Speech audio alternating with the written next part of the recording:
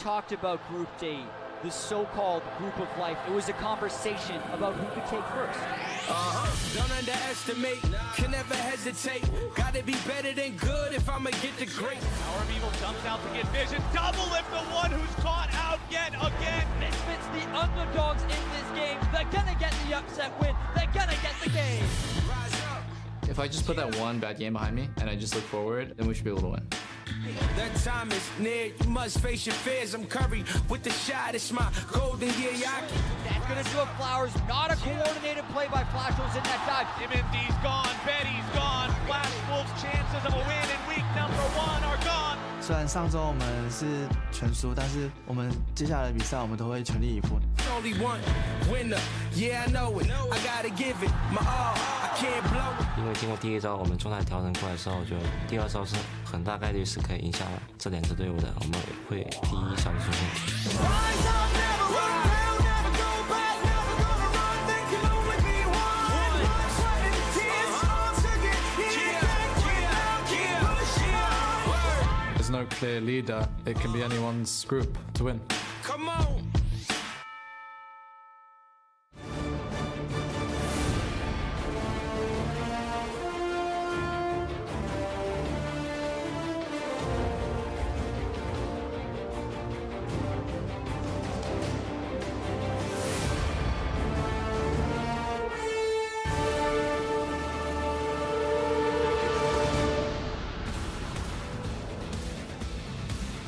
Welcome, ladies and gentlemen, to Wuhan, China for an action-filled day in the world's group stage. Here, of course, you see the fans as they were outside the stadium getting ready to cheer on their favorite teams. Misfits behind the stage getting ready for a big matchup against the Flash Wolves first up, and of course making their push for the quarterfinals. Hello everyone, I'm James Ash Patterson, joined by Indiana Frosker in black, Alberto Crumbs Rangifo, and Sam Kobe Hartman Kensler, our closest group coming into the day. Are you ready for another 6 games of craziness?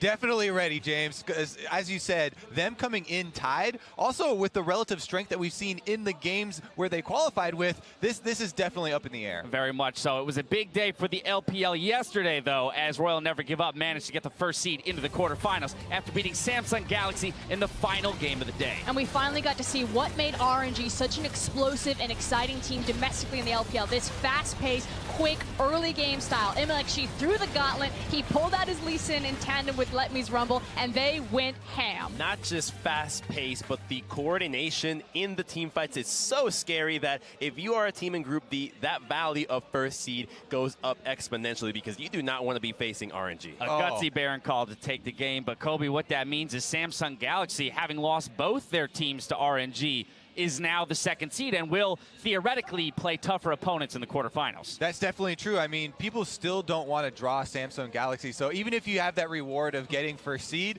then it's a little bit scary there because both of those teams are strong. Absolutely. Well, yesterday's results mean that it will be both Royal Never Give Up and Samsung Galaxy advancing from Group C. Over in Group D, 3 teams are 2-1, while the Flash Wolves need to turn things around after losing all of their games last week. We'll see what they can do today as they face off against Misfits Gaming in the first game of the day before Team WE get a chance to avenge their loss against TSM last week. The teams will play 3 games each before we get 2 new quarterfinalists at the end of the day. Let's go ahead and break down the competitors on stage today, starting with Misfits Gaming, a team that played in Challenger a year ago.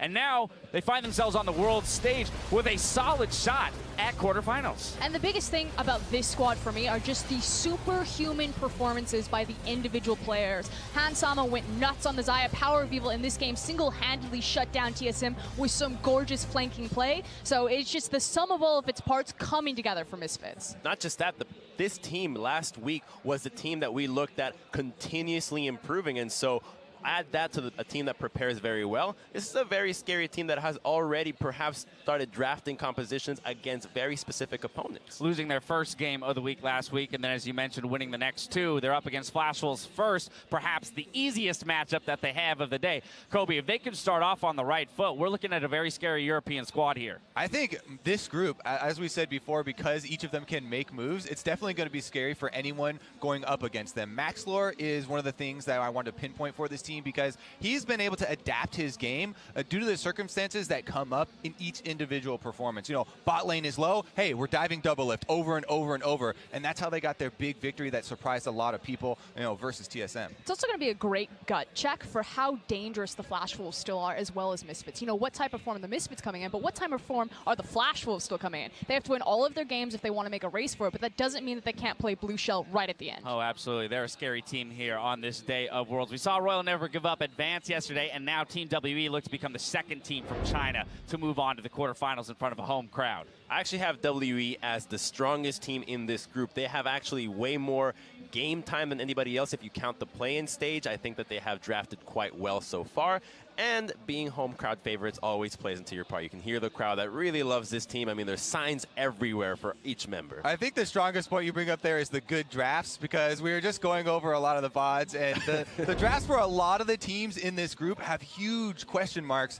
I'm really interested to see if those changed over the break, though, right? Because they have had a lot of time to review, and that's definitely an area that a lot of these teams can make up a lot of ground. Frost Garner, I know you're not so hot, though, on WE. Can you explain to me why or what your reservations are about this team? It's kind of the same reason why I was very reserved about RNG. I wasn't seeing domestically what made them such a huge success. We've seen a lot of game time and a lot of footage from WE. They went through play-ins, now they're contesting through groups. They're trying to get that first or second place seed. And so far, we haven't seen these really beautiful coordinated team fights. I disagree with Crumbs. I think there has been massive holes in a lot of their drafting. And then that big explosive, you know, X factor when CA grabs the Lucian and he solo kills Faker, we're not seeing that either that we saw at MSI. So for me, it's like the three factors for Team WE to be a success haven't shown up yet. But Frost, you have to remember this Group D, the group of life, this is the kids' table. WE are the big guys here. They're the oldest ones sitting Big here. kids at So the when table. you look at them compared to the other two members that are 2-1, I think that WE actually have been outdrafting them, have been having a better priority in the meta.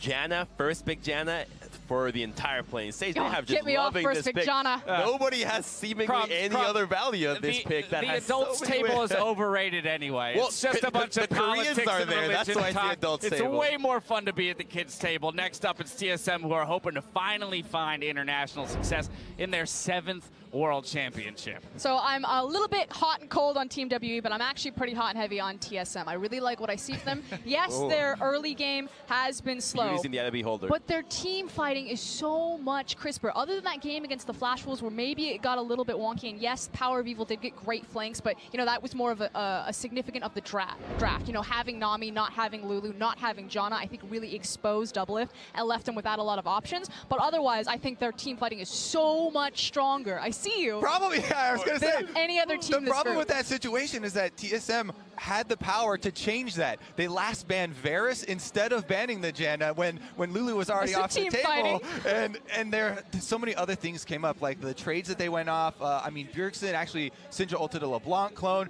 There are a lot of things beyond what everyone points to of, oh, Sven has died a lot early game, you know, and he's trying to get this vision around River. There are a lot of other things that have been giving fans pause. Exactly. It's not just other things. When I look at TSM, and the reasons why I have some reservations about them is that you look at all 3 games, they did not make a single proactive move. They were just resting on their laurels the entire time, waiting that's to this react to their meta. opponent. That's not the meta. You have to. They had opportunities, Frost. They never took them. But even more so, what this boils down to, right, is what of these issues has actually been identified by the teams themselves, and what have they done to fix those issues coming into week 2? Again, you're looking at Fnatic from week 1, and you're saying they don't stand a chance. But if they go and look at their VODs, just as we have done, identify some of those issues and actually affect change. But Dash, if I recognize that I have a crippled leg, that doesn't mean that I can just, I don't know, where start walking. But that was not what I was saying, Crumbs. Is that what you heard? But the thing is that they have Haunter, they have Bjergsen, they have Doublelift. And I understand it's fair to say that they've been playing a bit slow, that they could have been more proactive in the early game. And yes, you do look at Sven. But if you want to point out holes, CA has been a massive hole, MMD has been a massive hole. The other teams definitely have them. And TSM still have the capability to carry from any lane. Look, we all have holes. It's gotta Kids come table. down. It's gotta come down to the games themselves. Finally, of course, we have the Flash Wolves, who are looking to bounce back after some crushing defeats last week.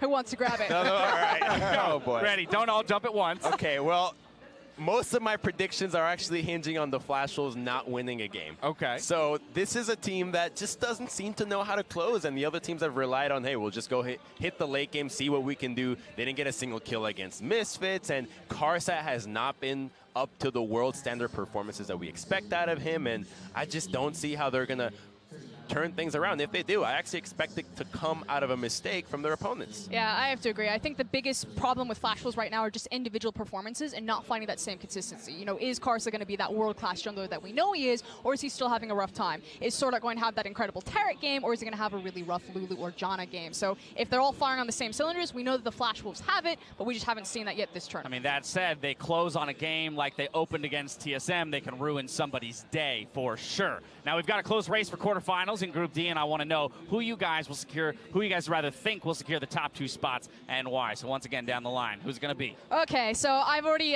kind of hinted at this over the course of the desk. I'm going to go with TSM and WE for a lot of the reasons that I've already demonstrated, which is WE haven't shown me the power that they had domestically throughout this tournament so far, and we have a lot of tape to go back and really watch them. I definitely think, though, that if they return to their LPL form, they can easily walk past this group because I think they have the capability to be the best team fighters. They're just not showing it right now for me. So TSM, you're coming out first. Crumbs? I have WES first because when everything is crazy, I think that the team that has been drafting a little bit better, a little bit safer, I count on them. But the second one is where we really get the doozy here. I have Misfits as second place, not TSM. I know, just hear me out. I think it's because of the schedule here for Misfits because they first play against the Flash Wolves. So that means if they win, counting on Flash Wolves going 0-6, they go 3-1. Then TSM, if they lose to WE, which is the team that I have first, they're already in the deficit, so at least they would get a tiebreaker with TSM. They're on the hiding. No, I don't have. Remind me never to go to Vegas with Crumbs. He's playing the schedule game. Kobe, who are you thinking? I just want to point out first that all of the teams are playing all of the other teams. They all have the same schedule. Yes. The only thing that changes is the order. Kobe, you can't the argue order, the map. right? The order, momentum, Kobe. That's everything. Strength of schedule doesn't really play a part here. So before coming to Worlds, I was like 80% TSM first, WE second. I'm still going to say TSM first and WE second, but my confidence has dropped from 80% down to like 50% here, whether WE or TSM are going to get the first spot. You shouldn't have watched the VODs, Kobe. Specifically because Team WE, I was really a fan of Condi for a long time, and I feel like even though people have been like, oh yeah, everybody's going to look at those earlier VODs and Sven Skaren, they're going to coordinate with him better, they're not going to take these risks, and they won't be playing against Shen every time, which was a big part of punishing him too. I feel like Condi is the type of guy that is going to be able to find those early kills, and the early game for TSM has really been where they've had the most trouble. But the key word there is early game kills. And yes, I agree that Condi has shown that he can do that in the past. We haven't seen that recently of Condi. Did you watch his Ezreal game in play-ins? That was supposed to be the big pop-off moment. He was all over the board. All righty. Well, dissension on the desk. I love it. That means nothing is decided. We've got Misfits Gaming and the Flash Wolves facing off in the first game. Let's head over to Riv, Vedius, and Jat for picks and bans. Thank you very much, Dash. Hello, everyone. I am Rivington Biz III, joined by Andy Vedius Day and Joshua Jat Leesman as we once again break open Group D to figure out what happens here in Week 2. We've had some long games, some short games, but ultimately I think people are looking to see if Flash Wolves can mix things up here. Yeah, it's a big day. This is the only group where we didn't have a team go 3-1 in the first week. Absolutely. 3-0. Now to the players on stage, starting with the blue side, it is going to be Misfits Gaming. Alfari in the top lane, Max Floor in the jungle, Power of Evil in mid, Hans Sama at bot lane, and Ignar as support. Misfits 2-1 after the first week. On the other side of the rift, we have the Flash Wolves, who need to go 3-0 to have a chance of quarterfinals. MMD top lane, Karsa jungle, Maple mid, Betty in bot lane with Sword Art and Coach State. We will have to see if Flash Wolves can somewhat be fanatics of League of Legends today, if they can really dig in and find those victories. And it's all going to start with the very first match of the day as well, because if they lose here, they cannot make it out. That's right. It becomes impossible. So this is a very important game for Flash Wolves, and it could give Misfits the opportunity on the other side to claw ahead in this group right at the start of the day. Yeah, and we have to remember the last time these teams met, it was a 46-minute match where Flash Wolves didn't get a single kill. But if you're looking to build off of something, if you are Flash Wolves, Maple has had a pretty good performance considering the circumstances. These are stats based off of all mid laners at Worlds, so KDA and kill participation are going to be low because they're losing their games and they had that kill this game. But he has the highest damage percentage, so he's definitely getting people in positions if they can get Betty to come in there and start cleaning up the kills. And thinking back to the last time we did see these two teams play, it was Maple, who every time Misfits were grouping up and looking to force an objective, he was moving off onto a side lane. He was the one always answering every move that Misfits made, and he was the reason why Flash Wolves were able to draw that game out to such a long duration. It plays even more a little bit in their favor that they are on that blue side, or sorry, that red side. They can get that counter pick for Maple. They can kind of give him that lane he wants. And so much of this comes down to the draft, because if we look at the way the meta has evolved throughout the group stage, those were not the picks that Flash Wolves was prioritizing last week. Right. The game against Misfits, they had Vladimir mid with the Jinx AD carry. Those are one-off picks that no one else is paying attention to. So I want to see if they switch to what is more standard this far at the World Championship for this match against Misfits Gaming, who have been so surprisingly good in this group at 2-1. And already we've seen both of the high priority art and sensor supports banned away in Lulu and Janna, and now you're looking at the next lot of supports. Things like the Rakan, the Taric come to mind. These rise in priority because you still want to get that art and sensor from somewhere. See what they have for the last ban here on the side of Flash Wolves. Could go for that bot lane. They're actually going to head towards the jungle with that Ezreal ban and Sejuani. Kind of pushes them back a little bit, but there's still quite a bit to grab on the board. You would expect the early prioritization on the Xayah here from Misfits. It will give away the jungler in Gragas, but I think giving Hans Summer a comfortable AD carry, along with the risk of the Xayah Rakan, will force Flash Wolves into the Rakan pick, and then Misfits need to find some kind of answer to that support. Yeah, there's also Jarvan, who's still on the table, and he is the third highest percentage pick ban champion at World behind Kalista and Sejuani, so picking the Xayah there is banking off of Hans Sama's strong performance they had in their last game last week against TSM, where he topped the charts for damage per minute. But they do end up giving over a lot. The main ardent sensor users banned away in Janna and Lulu. You're still going to find a support that can use it, but Rakan is a clear number 3. You grab the Gragas. Maxlor gets something he wants to play in the jungle, and Thresh locked doing in it for Ignar. They're So doing it. initiation back into the bot lane for Misfits Gaming. Finally, this could be the first time we see no unsensor in a game. Ignar was so well known during the regular season for his Thresh performance. He's a playmaker, he's a roamer. He likes to dominate on these kind of champions, and now he's going to get his hands on it against Sword Art's Rakan.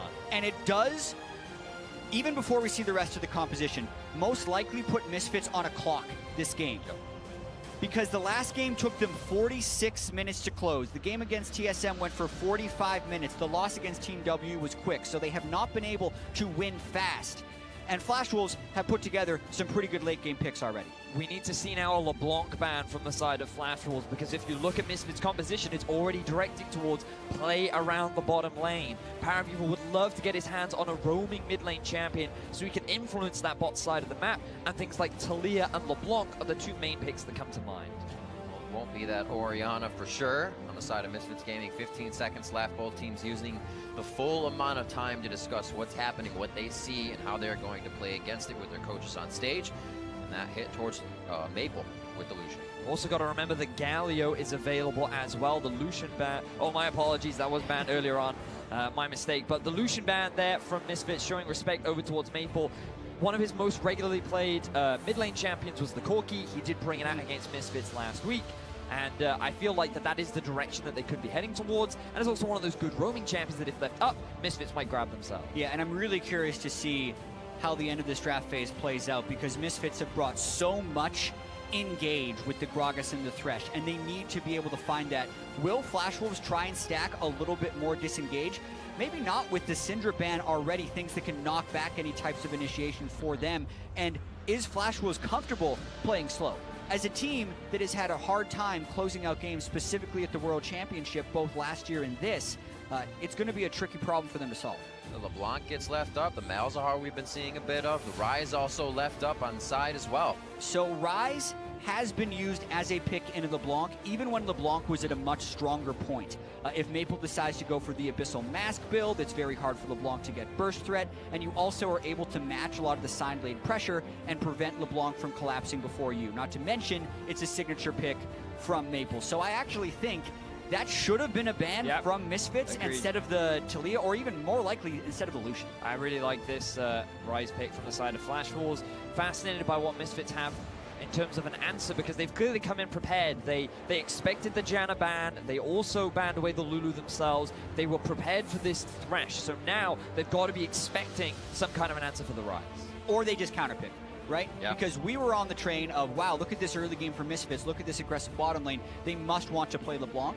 And I think Flashwolves probably thought of something similar and said, we should preemptively block the LeBlanc. But now, since they locked in their mid laner early, it gives Misfits the chance to counterpick. And I think Cassiopeia is actually very good against Ryze. Outranges a lot of Ryze's abilities, can fairly easily take cleanse, can slither away because you get a bonus move speed within Cassiopeia spamming all her spells, and it can work in that lane. We'll see what kind of tank Flash Wolves can put towards that top lane now as they round out their ban, seeing Cho'Gath on the side of Misfits Gaming, which means they can still go pretty late into the game. This Thresh now has a chance to sit behind some tanks, also get that initiation in as they get to the longer phases. Possibly that Maokai here for Flash Wolves would be a safe pick, so the Shen could work.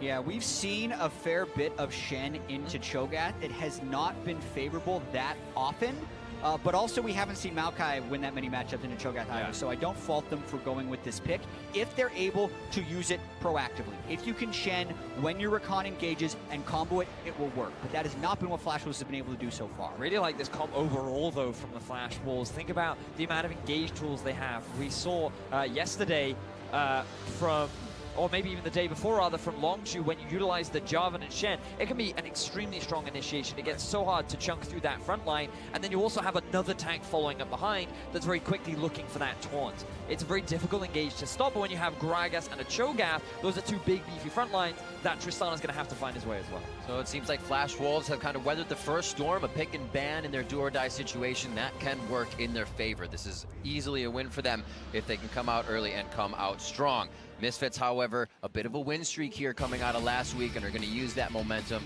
knowing they just kept getting better and better to try and grab those victories again. And this is a confident draft from Misfits. To go against the trend of an Ardent Sensor user as a support when every single game has had at least one Ardent Sensor on both sides shows so much confidence in Ignar's ability to win that lane and transition the lead throughout the map. And Ignar is running Courage of the Colossus, so we're not going to see one of those interesting style shifts in terms of masteries, and he will be putting the Ardent Sensor anyway. There should be no Ardent Sensor on this Misfits lineup. Week 2, day 3, back into Group D, and we'll see how it plays out. Misfits Gaming versus Flash Wolves, and we are about to be on to the Rift. A reminder for the stakes of this game. Flash Wolves, if they lose, they're out of contention of the quarterfinals. But if they win, they have the ability to start forcing tiebreakers, create a similar situation to what Fnatic did earlier in the week. Yeah, it is very interesting the way that the standings have worked out unfavorably for Flash Wolves, because if you compare them with Fnatic, both Flash Wolves and Fnatic were 0-3 after the first week. But Fnatic was actually able to lose a game and then still force a three-way tiebreaker at 2-4 because of the way the group played out. But you only can get a three-way tie at 2-4 if there is an undefeated team in the group, which this group has none. So, unfortunately for Flash Wolves, due to the parity at the top of this group, 2-4 will not cut it. They have to go 3-3, which means winning every single one of their games to force a tiebreaker and try and make it out of this group. And no question about it, I'm sure they realize they also have to kind of brush away any hesitation, any things that don't make them feel confident in here, which we've seen plaguing many teams, saying just didn't have the right time, the confidence to make that play. There is no chance for that here for the Flash Wolves. Looking at starting inventories, we do have a bit more of the Door and Shield starts coming in, as we saw here in week 2, as opposed to all of the Relic starts, and pretty much just the same across the map for the other lanes. Ignar deciding to go for the Ignite. I think that's fine in terms of trying to get ahead in terms of the lane phase, but it could be a bit of a risk not having that peel with the exhaust later on into the game, whereas Betty and Sword Art going for the very common these days defensive of barrier and peel. Yeah, and we've seen these matchups actually play out a fair bit before everyone decided that the defensive lanes on both sides was the way to go, and that's why we started seeing the Relic Shield and the Cull starts. But there are ways in which the Thresh can win this lane. In fact, we saw a lot of Thresh in the LCK finals, even into Rakan in some situations. You can preempt some hooks to get Rakan when the engage is happening and still end up making some big plays, but your window is so small to actually make that work. focus a little back and forth there. No autos towards Betty. They're able to trade on Ignar quite well, forcing one of those biscuits out. Refillables to biscuits on either side, just a choice of their summoners, or I'm sorry, masteries. And they get a little bit of control of the lane here as Flash Wolf's just waiting for it to push in. Coming into this game, my eyes are going to be on both these junglers as well, because Karsa is one of the individuals that I feel for Flash Wolves really hasn't been able to properly step up. He's a guy that had that great synergy with Maple. He's a guy that was part of that duo legend that everyone was so scared of, and I feel like he hasn't had that level of impact on the world stage. But for Maxlore, he certainly has stepped up this world. Yeah, and looking at Maxlore, he has ganked more in every successive game. The game against WE, he never really got anything going. They started just playing to win rather than playing not to lose. He's just going to gank everywhere, use all his spells, peaking at 41% jungle proximity, which is how the percentage of time he is near his teammates between 3 and 15 minutes in the early game, so, or rather in the first 15 minutes of the game, and it's higher and higher. This game, it needs to be that high actually for them to find success, because this isn't a farm 6 and have your lanes outscaled style of game. Well, already Karsa being able to find basically where Maxlore is at this point, knowing he's not on that side of the map. They also get a bit of vision down, but that doesn't mean Maxlore could still try to make some moves. Backing here, we'll see what his attention goes towards after he heads back out of base. Also a first back for a tier from Power of Evil as things start to get started in these lanes. Wants to get that stacking as soon as he can. He was very pivotal in their win against TSM. We'll keep eyes on him and see if he's able to do it once more in this game. But also keep my eyes on that top lane matchup too, because you mentioned, Jat, earlier on how Shen often being picked into the Cho'Gath. Speaking to a few top laners from Europe, they often say that during the early game, Shen's ability to trade allows him to get those early advantages. So you can get the push, you can force some difficulties for the Cho'Gath, but once he gets his first back, once he gets a bit of armor under his belt, and he has a few extra ability level points in his abilities, then he has that pushing power. So Flash Wolves, they might want to try and capitalize on the fact that Alfari's a little weak this early in the game. Yeah, and it is rather dangerous for Karsa to actually spend time ganking top lane. I mean, Alfari never got ganked for in the first week. Misfits completely abandoned him. He had 0.8% jungle proximity. So he wants to play towards bot side, and I don't think that's any mystery to Flash Wolves, but when Karsa does show up there, that just gives Maxlore the freedom to know a counter gank isn't even possible and more freely gank the bottom lanes. Even just look at the time Karsa spent up there, the vision control that Misfits got inside Flash Wolves jungle. It's really ridiculous. It was that back Power of Evil came up and pushed the lane, and that was a mismatch with Maple. All these wards were just placed forward due to that, and a great job by Power of Evil keeping that lane in his favor. You think they want to dive? Like, they're so ready to try and control that side of the jungle, and they're trying to push Karsa top lane. They say, yes, please, go gank Alfari, get away from us. But it will be tough for them to dive bottom once Shen hits 6. We've got to remember as well, in the draft, Flash will save their top lane pick for the final rotation. They had the option between Maokai and the Shen. Which will land here. Grab. Looks like Sword Art's going to be able to get out. But yeah, going back to the point that they had the choice between Maokai and Shen, and they probably saw, I think Misfits is going to try and play around bot side, so picking the Shen means that around the level 6 mark, Flash Wolves at the very least will have someone that can immediately respond and try and shut down some of that pressure. Maple now getting a roam on to see actually what happened down here when I went to back. Some vision. So this will be good for Flash Wolves to clear a bit of this out. Stop Misfits from feeling so comfortable to walking into their side of the jungle. We'll actually find Maxlore with a ward, so this helps Karsa out. He'll be top side, maybe able to work something out here. Yeah, and we've been very excited in the early game. We've been very excited for this group because there were 3 teams at 2-1, and anything could happen. But this has also been a fairly slow matchup. Flash Wolves was unable to get a kill in their 46-minute game. Misfits got 12 kills, and at that point in the week, they even came under criticism for that win because they were too slow in turning their advantages into victory. So now that they're in the situation where they are heavily looking to play around the bottom side, you wonder if they can play fast enough. Their games have been actually quite slow during the group stage, and you wonder then as well, for Flash Wolves, if they're going to bank on having the Ardent Sense or Trist be the late game AD carry, Betty has to perform as well, something he hasn't done this group stage. Now we can see from Ignar, rather than rushing the Ardent Sense, he's decided to prioritize, because he's not building an Ardent Sense, obviously, the Sightstone, which means that Misfits do have this vision advantage very early on into the game, and he's already looking for roams. Ignar just guessing, but gives himself up for the moment. I mean, he can still build that Ardent Sensor. I mean, no, I'm just kidding.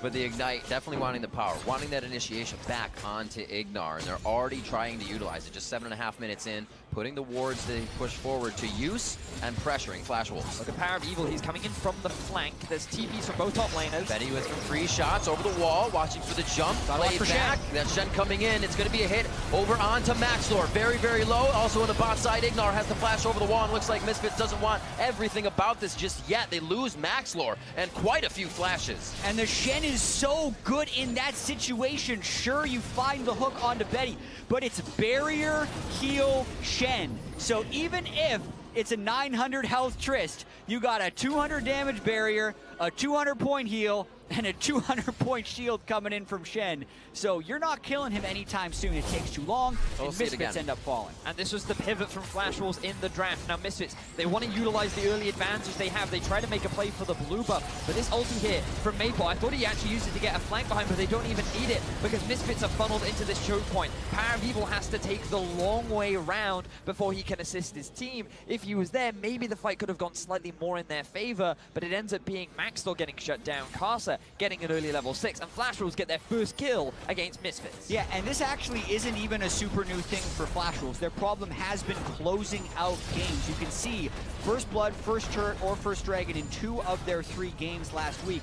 This game, they got 2 of the 3 already, so that's now 3 out of 4 games where they have first blood as well as first turret. They can set that pace, but can they keep that pace is what we question here. Towards the top side, 9 minutes. Obviously, Misfits going to try to get that pressure back on. A bit of a spike in gold here for Flash Wolves, and where do they move with it? Karsa already putting some of that to work onto the Dragon. This is a little concerning, though, for Misfits, because we talked a lot about how there is an Ardent Sensor on the side of Flash Wolves, and there isn't for Misfits. They wanted to try and get their bot lane ahead in the early game, especially when you're running an Ignite Thresh. They were unable to do that. Flash Wolves now on track to get themselves that Ardent Sensor.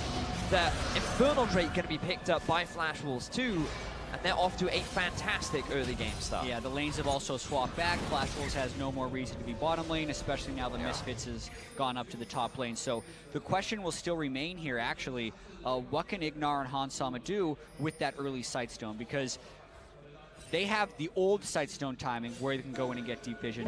But the question is, with their deep vision, can they actually win a fight? And they need to be able to answer that question emphatically yes. Otherwise, they're not going to be able to make things happen. It's difficult to have early game aggression against a Shen. Look how quick Misfits steps into the jungle. Flash Wolves collapses. Already 3 towards that top side. Maple was already hovering up, and they want to clear that vision out and win back on their red. Not wanting Misfits to snowball at all, as you said, with this early forward vision. Back to the top lane to clear. It looks like everything's calm for now. You've also got to think about how these late game fights are going to look, because moving aside from the Ardent Sensor, Flash Wolves have a lot of good engage tools. You have Rakan with a Jarvan as well. You have a Shen ulti that can go on either one of them. You have a fair amount of mobility onto Betty, and you have the Maple ultimate that can set up for flanks. Flash Wolves have a number of ways to actually start fights off compared to Misfits, who are relying quite a lot on Maxlor or from a good hook from Ignar. So Flash Wolves getting this early lead are setting themselves up nicely for the fights later on in the game. Karsa's also very strong right now. Warrior Enchant completed. They know that Misfits is still flashless based on the last fight. Abyssal Mass just completed on Power of Evil. He'll be coming out of lane. No call to that, which means it looks like Flash Wolves is happy with playing it calm. Looks like they wanted a counter more of what Maxlor would have done on the top side than have Karsa go right in the first place there. Maple pushes up, and they just continue to stack those tiers. Yeah, I gotta say, Misfits has had very good vision control this game. They have a ton of wards inside the jungle and Flash Wolves, but Karsa has done a very good job keeping the vision down. I've now seen 2 control wards placed right on the spot to clear Sightstone wards, and just now you've seen 2 of the control wards he's cleared away. So yes, Misfits is getting the vision, but then they're not catching anyone while they're trying to clear the vision. So I think Flash Wolves is actually playing around that control very well. Karsa once again into the jungle. Can get that help from MMD if he needs, so they have the right to be a little reckless in this positioning. Get some nice vision control towards the bot side, but that alerts Misfits of his presence. You can see a few pinks towards the top side from Flash Wolves. Shen has just pushed in the bottom wave, so he has a window with which he can use that ulti. And Flash Wolves were debating whether or not they want to try and force it, but Misfits showing an adequate amount of respect. Even Alfari backing away from the lane so that he can TP, but he is used to not having his jungler around. He has a bit of vision on the bot side, but he's also cautious of a potential gank down. Yeah, what's interesting is I don't like Alfari backing away from Shen if he's able to win a 1v1 duel, because you can stop the Shen from joining fights, and that's the best you're going to get with that Cho'Gath in the side lane. So whenever he backs away, it's not like Shen's also going to be able to match in a bigger way and then have teleport advantage on you. A lot of coverage around the mid here. Sword Art possibly getting caught out, but they don't engage just yet, allowing Maxlor to be the front line on that. We'll see if they can get positioning onto Flash Wolves right now. Alfari was actually rotated quite far up and would not have had to teleport. Now, Maple did push in mid. Flash Wolves are using this as an opportunity to reclaim vision through the river. No wards are being invested on bot side because there is no Drake and there's no tower for Flash Wolves to take, and they are the ones with the pressure right now. BF completed Unsensor as well on the support and both the missile masks from either side. So both Flash Wolves and Misfits, their mid lane is feeling relatively strong at this point. But you have to imagine that Misfits, they want to try and make a play happen relatively soon. And as this Rift Herald kicks off, maybe this is the window they were looking for. A little bit of a move from Ignar. He'll try to get the first bit of vision that we see over the wall. This would be an opportunity for Misfits to try and collapse. Flash Wolves is forcing this one. No vision of the top laners in bot for themselves, so that's going to be a back from one. There's a Stand United coming in from MMD. Alfari teleporting in as well, and that's going to be the first one down onto Karsa, means the smite is down. And Flash Wolves are going to look to get out of this one. Alfari flashes forward to shout it out, and MMD still makes it over the wall. Maxlor wondering if he should too. Slows it in, looking to get Power of Evil something, and they are going to be able to sink their fangs in. Sword Art doing everything he can to keep MMD alive, and Power of Evil just short on mana resources to pick that up. Misfits finally find that early game fight that they were looking for. They get one kill. They'll be able to pick up the Rift Herald, and Flash Wolves walk away with the skin of their teeth. You'd think that Flash Wolves in that kind of a situation would be happy to take the fight, but I feel like the setup, the reaction was not quite the way that they wanted, because they sent all 4 members into the face of Power of Evil, who was lying in wait to land that multi-man ulti. Yeah, I mean, Flash Wolves was using it as a bait for a fight based on the location of Maple's Realm Warp. You're thinking when they're in that pit, and I initially see the Realm Warp, they're just going to take it out and say, ah, they collapsed on us. No, they took people in behind the team, but that's what ended up getting them blown up. So, failed aggression from Flash Wolves, which has been the story of their 0-3 start. Now that Misfits have been able to pick up that Rift Herald, they can answer back with one of the turrets, but let's see exactly how this fight happens. So, yeah, watch the Realm Warp here. Maple is like, all right, we're in, but it's onto a Miasma, right? And a Cassiopeia ultimate, so Carson doesn't get to use his spells in this fight, dies with Cataclysm up. It would have been better to brute force an initiation onto Power of Evil than let them know where you're going to stand for a Miasma. And think about the engaged duels we were just talking about. You have Rakan, you have Jarvan, you have Shen ulti. Shen ult had to be used defensively. Rakan was still trapped in the pit. And the moment that Betty took that portal, he had to jump out because he realized, oh no, I'm stuck between a Xayah and a Cassio. This is not where I want to be. And here's the usage of the Rift Herald. Alfari got a feast stack off of it. Shen's probably not going to be able to defend this turret in full, and that's the answer back from Misfits. They have the top turret very low. This one extremely low as well, should go down. Alfari as well, holding a pretty consistent top lane throughout the wins for Misfits here. Staving off depth, staving off pressure, but also being able to pick up solo gold, get that Rift Herald in now as the team gives him more resources. It looks like they're going to be pretty big coming into this mid game. Now, because there are still 2 towers in the top lane, it's likely that the AD carries will stay here for the time being. But with Ocean Drake being spawned, if Power of Evil can get a push at mid, or Maple can do the same, Ocean Drake could be a point of contention for both these teams. Yeah, and there's been a lot of contention around vision this game as well, thanks to the earlier Sightstone than we're used to seeing from Ignar. But Flash Wolves has done a good job of clearing it out. So there's more wards in the game. They've also cleared more wards than any team has in the first 15 minutes at group stage. As we mentioned, Karsa finding so many with control wards. Now they're looking to make it engage. Whoa. Almost hits him, got the buffer W. Still misses the cast, flashing from Maxlor, but this means pressure on the top side. We see Karsa rotating just off the side of Power of Evil, but it doesn't look like Misfits will fully commit. That turret is so low, so the upside of that gank was very high from Maxlor, but if you time that rocket jump properly on a body slam flash and predict everything perfectly, you can get away. There, Betty actually timed it in a way that would jump away from the flash body slam. So really impressive jump away there by Betty. Exactly that. And the ultimate not quite in time from Maxlor. Now he doesn't have his flash. One of the initiation tools is unavailable for Maxlor, but TPs are coming up. Flash Wolves want to try and take this tower down before Misfits can find some kind of answer.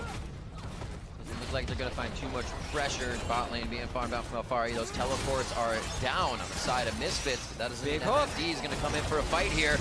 Hits onto Ignar. Sword Art's back. Tries to get the charm down. Is now Hansama delivering the damage in. MMD does put himself up to the top side. And now Alfari gets the push in the bot lane. We'll have to get that teleport back if Flash Wolves want to stop it. And that's just a big misplay there from Sword Art, not respecting Ignar enough to just walk away when the minions were still alive. He ends up getting hooked up. He forces a flash from Caster. He has to use his own heal. MMD is forced to ulti, and this means the Flash Wolves now lose a lot of pressure, even though they're still looking to try and take this top tier 1. Yeah, it's a bunch burned, and you wonder who's going to get the payoff at the end of it. MMD does have that second global in the teleport, so he's going to be able to match that big minion wave. And they did force the supports back to lane, so in a way they're still trying to keep this pressure up, really wanting to get that turret. It's just so difficult for them to do. You can see the patience they had kind of going into this replay. Said, don't aggress too much from Hansama Ignar. Let me be the first. Still fast fingers from Betty, and he gets himself out safely. They know what to do next time. Just wait for that jump and try to make the play after, possibly. It's always hard, though. You see a lot of Triss getting out. Who do you go for first? Looking at some of the extra items that have been picked up as well. Ignar now sitting on Moby Boots. We talked in draft about how he as an individual is that playmaker. He earned a lot of respect in the European LCS for his Thresh performances and his ability to land great hooks. He's now bringing it out in the World's Group stages, and he's going to stick to his playstyle of trying to find those opportunities. And these are both supports that kind of make their mark by being playmakers. Sword Art as well played Blitzcrank in the LMS final, but this is a situation where because of the priority in the draft phase, like, both guys want to be playmakers, but because Flash Wolves picked the playmaker that is much stronger in the meta, it's just a better pick in a lot of ways. Like, Rakan can make the engages the Thresh can make, and Ignar has to outplay to that next level if he wants to get the same value out of the Thresh that Sword Art can get out of the Rakan. Coming up on 20 minutes, 15 seconds for that Baron. See about 630 stacks to 530 on the tiers of the mid laners, so getting very close to that Seraph's Embrace and a little extra power for themselves. Still one kill on the map for both teams. They've been working around each other to get these objectives and structures, but most of that objective control right now. Flash Wolves with the Dragon and the Herald over to Misfits. You wonder how much topside control around Baron matters against a Cassiopeia. Both these teams have actually struggled a bit with Baron control. Misfits had 2 Barons taken away in their win against TSM. Flash Wolves also needs to be able to control Baron in order to close games, but for now, it's not that big of a threat as they take Drake and have time to reset. Forward pink ward for Flash Wolves behind red, possibly making a play later as they deliver damage over to Ignar. Still very squishy Sightstone start build. Talisman of Ascension just finished for more of that mobility play if he wants to speed up the team. They have a Righteous Glory behind Nat for Cho'Gath for Alfari to get right into the fight. They're going to try something mid. Yeah, oh, they get Ben kind of cleared away, though. Another ultimate down for Maxlor. It may have been an ultimate from Maxlor into a Petrifying Gaze. Kind of would have pretty sweet. You don't really have to time to turn. We're now looking at Flash Wolves start to split up the map.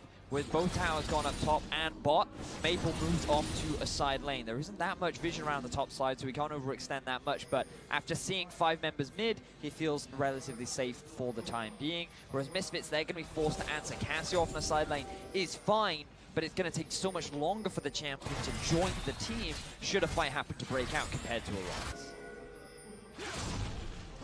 The ward wars in this game. I mean, Flash Wolves actually had to buy quite a few pink wards early just to get past these Sightstones, get past being able to clear everything out. So I wonder what the items would actually look like if they hadn't spent hundreds on that.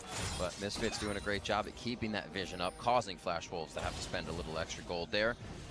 You see the items Infinity Edge almost being finished up for Betty. Be a big item spike for him. Both teams really okay with just kind of allowing their mid laners to farm right now and let each other build up. So we haven't actually seen a huge amount of action in the early game. We talked about how Maxlor his jungle proximity has been improving from game to game and how he's much more involved in the early game. And while he's made a few gank attempts in this game, his involvement has not been that high. And the same can be said for Kasi. He tried to make a few plays himself, but the focus of both teams not really been trying to snowball, which means that we're going to be looking once again another one of those games where big fights are going to be the big determinant. And what you can say about Flash Wolves is they are still pretty good team fights. Yeah, and how squishy is Karsa going to be in these fights? Because he did go with Warrior Jarvan. He's going Black Cleaver second. He's going to have to try and burst someone down. He's not going to be that big Cinderhawk tank at the end of it, which also lets me kind of know the Flash Wolves want to get going fairly soon. One of my favorite type of positionings, up and down on that mid lane. It means somebody is getting in a fight, and Maxlor finds himself off on the side, going down alone. Great pick there from Maple, utilizing the simple ward that was over the wall to lock Maxlor up, allow the follow-up from Sordar, and get Flash Wolves their second kill of the game. Yeah, this makes them lose control over Baron that they had worked pretty hard to get. I wonder if Flash Wolves will keep pathing up through the river and getting full control, or if they're going to try and work around mid lane as a higher priority, because they will spot these breadcrumbs of control wards all the way up if they walk that way. Yep, getting all that vision. Maple will be able to cleanly and safely farm out this top lane as long as it's not cleared too fast by Misfits. But Flash Wolves grab a little bit of Baron posture as well as that control for Maple here to get more farm under his belt. Little moves, but ever so slowly as Flash Wolves finding that ground that we wondered if they would. Yeah, I think so much of this game is going to revolve around Baron. And also the second Infernal Drake, because that has some pretty big late game implications as far as who will outscale. Because even though compositionally, having the late game Trist would probably be better than the Xayah, especially with the added attack speed from the Ardent Sensor that Ignar can't apply to Hansama. But you still got to play well. Like, you still have to be able to execute, not get hit by Cho'Gath Ruptures, not get knocked back by Maxlor, not get killed by Power of Evil. There's so many things that AD carries are tested on here at the World Championship. Easier said than done. And if you don't have that top tier AD carry, you do not succeed at this Worlds. And Hansama, he definitely showed what he was capable of in that game versus TSM. He went deathless in that match, and he has the comfort pick of Xayah once more. But you know, you talked a little bit about the Baron and how it's going to be so pivotal. Misfits as a team have praised themselves for how well they play around the Baron, how well they use that objective, and it was a big part of their win against TSM once they reached the later stages. But look at this Baron taking team Cassio, Cho'Gath, Xayah in the late game with 3 items. They will crush that extremely quickly as well, and Flash Wolves, one misstep, one bad ward could result in a very quick objective going in the favor of Misfits. Looking at items again, Adaptive Helm on the side of MMD. Warmock's finished up onto Alfari before he gets that stone plate. He is going to be gigantic already. He's already got a few stacks under his belt. None just yet on champions, 2 minions, and the 1 epic monster for himself. Cassio shows top. This is probably mid-turn for Flash Wolves. Go for a moment. Shots from Betty. They take it down. Easily control or walk up into that top side of the jungle to make sure it's theirs. You may ask, like, why did Power of Evil show top when they could have been defending mid? But that was the payoff from a long set of plays. All started from the kill on Maxlor, because that got them top lane river control. That allowed them to push both side lanes with Shen and Rise. And if Misfits only then defended mid with 5 people, they would be giving up so much overall experience. So they were matching the waves in the side. That's how Flash Wolves bought that 5 seconds of time in the mid lane to crack that turret. Possible initiation. Hansama right in the middle of it, instantly deleted by Maple. They're playing the Bushwhack game, and they found Misfits wandering around in the jungle. This is where Flash Wolves catapult themselves into the lead, and they're going for Baron. And now the jungler is dead for Misfits. There is no smite available. Misfits' best hope is for an Alfari steal, and they're not going to go for it. That was the extension of that cycle as well. When you get mid lane priority from killing the turret, when you don't have vision in the river. Also, Misfits was just lulled because these are the only 4 kills that Flash Wolves has against them in the entire group stage. They didn't even kill him that one time before they played, so they make the exact right play, killing the jungler and the carry. Black Cleaver finished up. A few more things. Warden's Mail for MMD. Flash Wolves are now going to start to itemize a little bit better. Hopefully get those fights, because the long fights seem like they will play out in favor of Misfits with the amount of tank they have, the amount of ability of that front line. Quick hits in and out seem to be Flash Wolves' goal right now, and they'll get another dragon because of it. Remember what this means for Flash Wolves. They need to win all 3 of their games today, and they're off to a good start. No vision in the river for Misfits. They end up getting punished. And it's Sword Art making that play from Fog of War, the lead on the initiation into the Jarvan combo with the Shen ultimate to make it so he is untouchable. Very nearly get that 3rd kill as well as Ignar escaped with a sliver. Quickly into Baron, which means Flash Wolves have even more control over the map. This makes Maple strong for the top lane, and they can start to work off the ball on that, figuring out where else they would like to fight Misfits. Oh, Misfits says your own medicine almost works. The same play doesn't work though when there's nothing to gain by going there. Exactly. There's no Baron to pull them into the river. That's a great point. Flash Wolves showed the respect. Instead, they played towards the lanes. The 1-3-1 can now be properly set up with the Baron buff, but we've seen Flash Wolves in this position before. We know they know how to get these leads, but can they close out the game? Because so far through groups, that has been their biggest issue. Karsa, protection. They actually have a line of protection. It's not just Maple and Karsa. It's also slow rotation from Sword Art. Betty could be there in a few as well. And these guys are in threes of crowd motion. They're never letting each other too far away. Maple's ready to push this one in. Power of Evil getting pressured as the bot lane face-to-face teleports down for MMD, and he's waiting on that stand united. A lot of damage from Power of Evil could push him off the turret as it goes down below half. Just with Flash Wolves in and out again. Not fully committing to anything, but getting a slight lead. Yeah, moving in between lanes, catching Misfits in recall patterns. They got enough poke right there, so that's 80% of the top lane turret and all of the mid lane turret. So methodical right now by Flash Wolves, not greeding too much. 3 turrets across the board. You hardly ever see 1, 2, 3 of the second tier turrets fall like that. And this is when a 1-3-1 works with Baron buff. If the other team can't engage on your 3, they have Ryze and Shen spread. Cassio is spread as well. It is on Ignar and Maxlor to actually force the right kind of fight, which they have not been able to do all game long. And remember, in the draft, Misfits made the decision. We will give up the Rakan by going for the early Xayah. We think we can win this 2 versus 2. We think we can get advantages in the bottom lane. Misfits failed to do so. They have not been able to execute, and now it's Sword Art that has found those great plays and have put Flash Wolves in this position to potentially get their first win of World. Oh, very dangerous situation for a dead Maple. He goes down immediately, and the pressure breaks now for Flash Wolves. That's how you try and stop the 1-3-1. You have to kill at least one side of it with everyone. They lose a turret is the cost of it, but it will stall the push. I mean, Flash Wolves can be pretty happy, though, because they got 4 towers in exchange for 1 death. Maple's even 3 and 1, so he's still pretty strong. He's like, okay, I lost some Dark Seal stacks, but that's not the end of the world here. He used his cleanse, he still has his flash. Misfits get a small thing back, but his Flash Wolves still in control. And this is what Flash Wolves need to see in a do-or-die situation. They're done after this if they lose. This is also what they need to show the other teams in their group to strike a little fear in the hearts of those teams. Be that little mistake from Maple. Great control over the game, and they are using that advantage people were looking for. Yeah, for as much as we talk about the other teams in this group all being a 2-1, it's very well Flash Wolves that could decide who advances based on who they beat. This play one more time, it was just a good miasma, while Maxlor and Ignar were waiting in Fog of War to get that kill.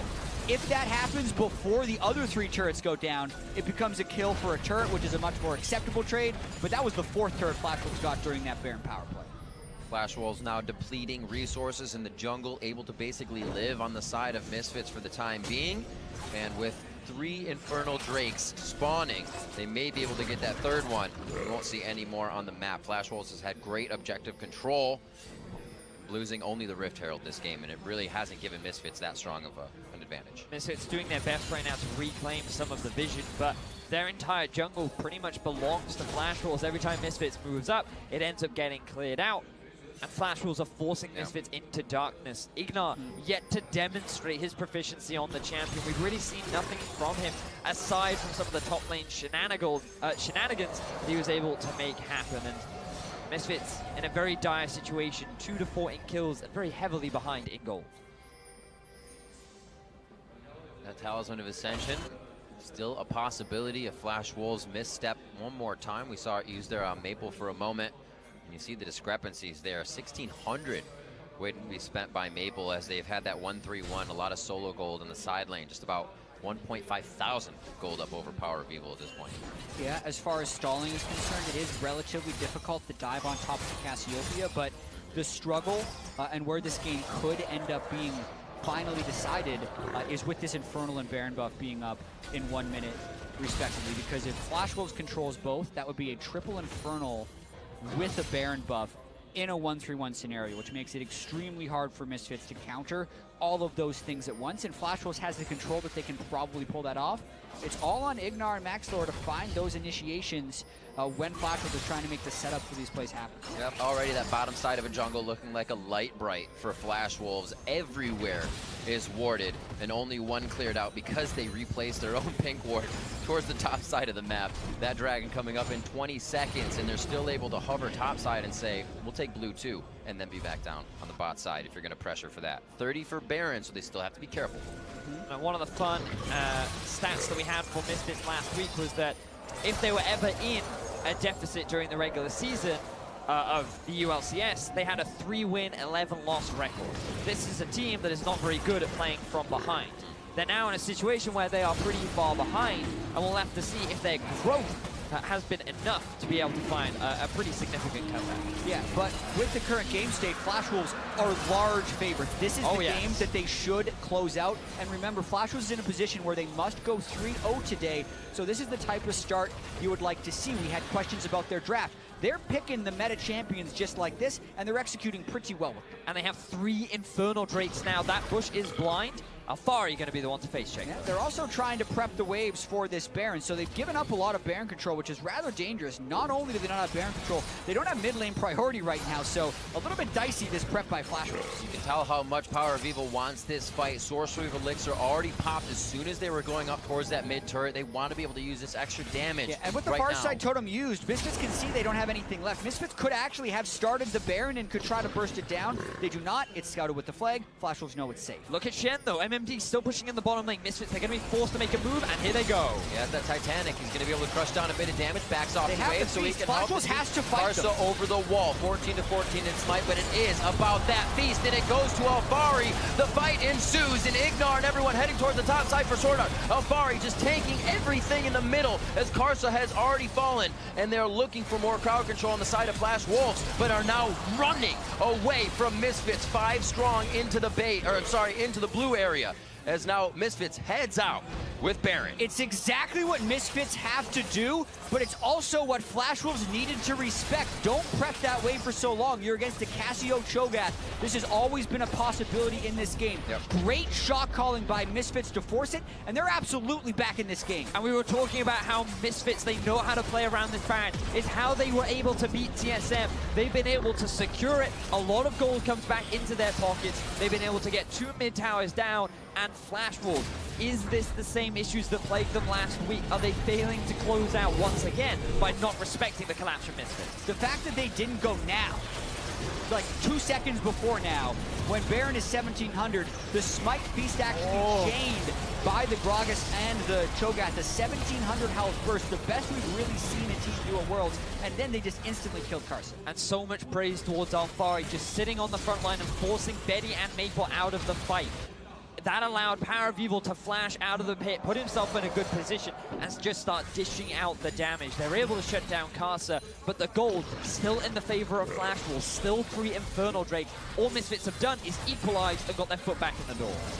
There was also a disgusting miasma from Power of Evil and made Sword Arch have to reach, have to flash. His ult was basically useless by the time he did get into the fight.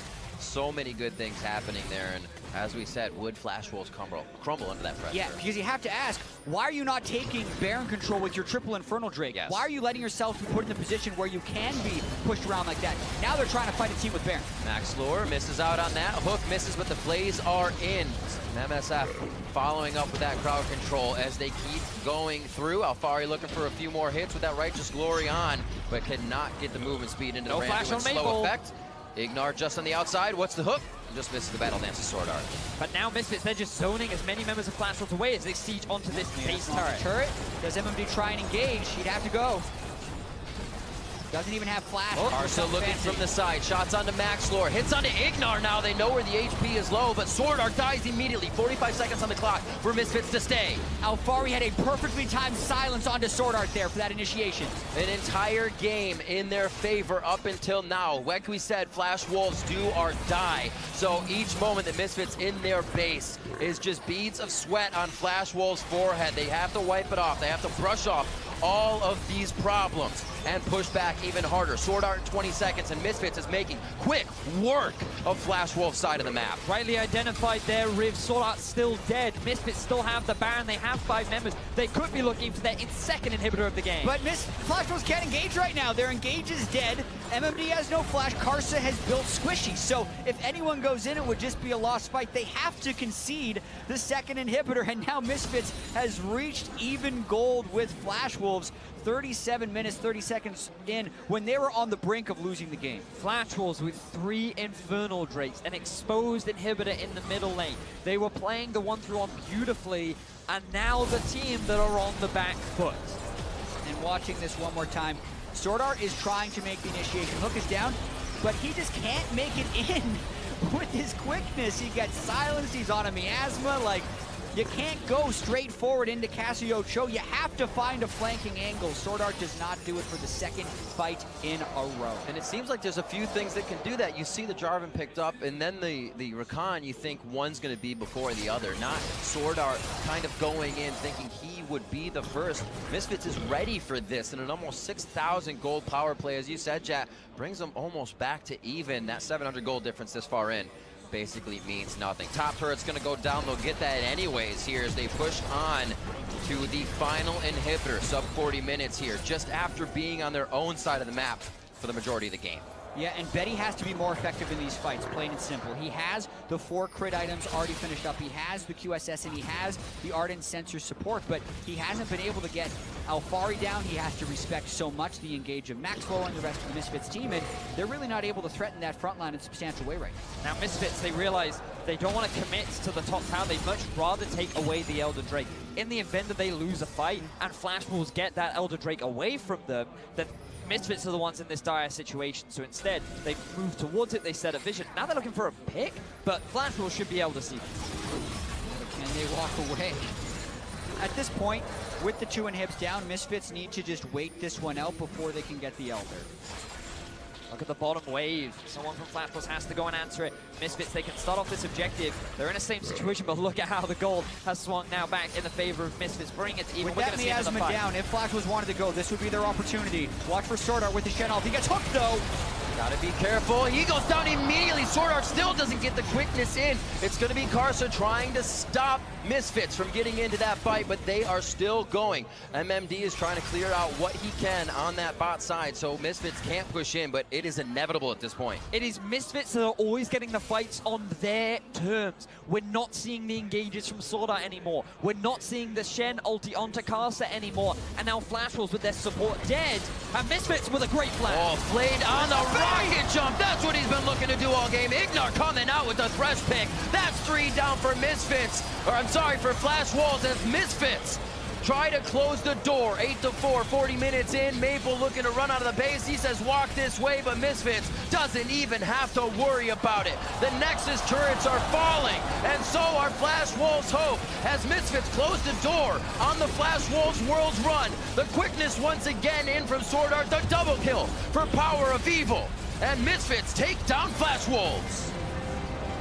So far behind in the mid-game was Misfits, but they have the shot calling and the playmaking when it mattered most. Power and Evil and Ignar stuffed Sword Art again and again. A combination of miasmas and death sentences, and they just destroyed Flash Wolves in team fight after team fight to end that game. And we talked about this Baron taking power of Misfits, combined with the ability that Misfits have of just playing around the Baron. It all comes together. They secure that objective and they ride that momentum to victory. They do not slow down, and they never give Flash Wolves an opportunity to set the fights up the way they want. Yeah, the story continues for Misfits right here. Going up against an 0-3 team right here, wanting to start the day off on the right foot. It didn't seem like it was there when they opt out of Ardent Sensor bottom lane, when they lose the Baron, when they lose their middle inhibitor turret.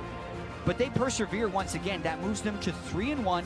It eliminates Flash Wolves, but it also showed us that Flash Wolves is capable of getting leads on people. They just haven't been able to finish. So they're still going to be a threat to the other teams, and it's a threat that Misfits has survived, moving to 3-1. And now you think of the pressure that puts on WE and TSM, because the winner of that matchup will join Misfits at 3-1, but then a team falls behind at 2-2, and this group just gets all the more dynamic. For Misfits as well, continuing a bit of that win streak. They do have a few games to wait now as they play into that 4th game of the day, so hopefully they can keep this momentum going. But like you guys said, Flash Wolves can now mix up this group, and whether they won there or not, I'm sure the teams are sweating a little bit more. I mean, Flash Wolves has got to be devastated after that one. They knew they had to come in and be perfect today. They're not. They're out. But it's just so disappointing that the same issues plague them. Their inability to close out just seems to be something that the Flash Wolves just can't overcome. Well, we'll get a little bit more insight on that one as Misfits Gaming take the win. We'll check in with Dash in the analyst desk. Thank you very much, Riv. Misfits, man, they muscled a victory out of that one as the Flash Wolves, unfortunately, their journey ends here in terms of their hopes for the quarterfinals. The Flash Wolves permanently friend zoned, really. They get the advantage every single time, but they just can never close. They have an inability to seal the deal. Just for some reason, this team cannot put it together. You have Shen, you have the Stand United, you have a Rise, you have Globals in the bot side. And on top of that, the Misfits opted out of an Ardent Sensor support. That should be an even easier indication. Just dive this bot lane 24/7.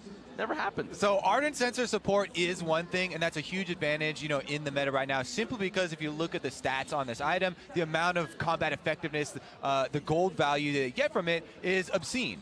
However, what's more than gold value of some stats is playmaking, right? If you cannot pull off the initiation, even when you're ahead, if you can't utilize your Fog of War advantage, if you can't utilize your map advantage, like there's so many things where Sword Art got stuffed maybe 7 times in this entire game here with a lot of the initiations, and Ignar on the Thresh was landing quite a few hooks. You can make up gold value differences with big plays. And the thing about Rakan, I was talking to Fishio about this earlier, and he was explaining that Rakan actually doesn't get to use the Ardent Sensor at the beginning of a lot of fights, because he's usually engaging the fights, and then he shields out, and that's when the Ardent Sensor will really take effect. So if he's immediately just blowing up, there's actually a lot of instances where it's not Ardent Sensor versus non-Ardent Sensor. It's, there goes the Rakan, he didn't get it off, and now it's just 80 carry versus 80 carry. So while I think that the Thresh has a lot of value here, especially against what the Flash Wolves drafted, you good against Jarvan, good against Shen, good against Tristana, Rakan as well. I think it's a little bit too hipster to work against TSM and WE. So this is a time they can take this pick, feel confident in it, but I don't think this Thresh is going to work again, especially when we see how the Misfits won based on Flash Wolves' mistakes. But to Kobe's point, I want to use our first replay to kind of illustrate that. 13 minutes around the Rift Herald, we see a misfire from the Flash Wolves. They're doing Rift Herald. Here comes the Rise Ultimate, teleports behind you, nothing personal, kid. And immediately, like, how is this going to work? You're teleporting into a Cassiopeia? 100 times out of 100. We all had real-life question mark pings going down on the analyst desk after this one. It did not seem like even the Flash Wolves themselves were all on board with that. Sword Art, the Rakan, the initiator, was the one to nope out of the Rise Ultimate. They placed the Rise Ultimate and immediately all turned towards Cassiopeia. So they're on Miaza. They all, 3 of them get like stunned up, and there are just so many things where that was a moment where they had this lead, and it was the reason why people do not have a lot of faith in Flash Wolves as the game goes on. Right, 1K lead with an Infernal Drake. At one point, they end up with 3 Infernals, so still very much in a position to win the game, utilizing those, globals as you talked about. But we've got to jump ahead to that 34-minute Baron call by the Misfits, because ultimately it is what won them the game. And this replay will be brought to you by Acer Predator. And the thing is even though they don't have an Ardent Sensor, by opting into the Thresh, getting that playmaking support, they still have an incredible Baron burning composition. They've got the Cassiopeia, they have the Cho'Gath, and so it just makes it such an easy and decisive call, because the thing is while Flash Wolves are continuously trying to 5v5 just fight Misfits, they could also just play the side lanes. They have the Rise, they have the Shin, so there was more versatile options in terms of how they wanted to play the map. They just simply didn't opt into it. They kept trying to team fight them when the Flash Wolves clearly were a side lane global composition. You use your globals for that, not for team fighting. And so you look at the gold grab, even though the Flash Wolves seemed like they were in control, it was the Misfits that kept that gold relatively even up until that Baron point where they just blew the game wide open.